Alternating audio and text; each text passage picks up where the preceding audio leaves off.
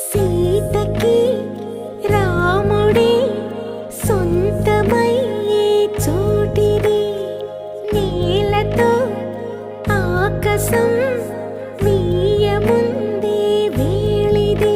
మూడు ముళ్ళు వేస్తే మూడు లోకాలకి ముచ్చటొచ్చినమ్మా. ఏడు అంగలేస్తే ఏడు జన్మాలకి వీడదీసిందమ్మా.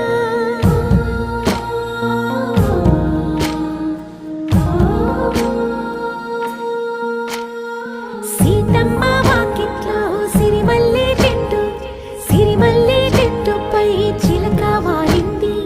చిలకమ్మ ముద్దుగా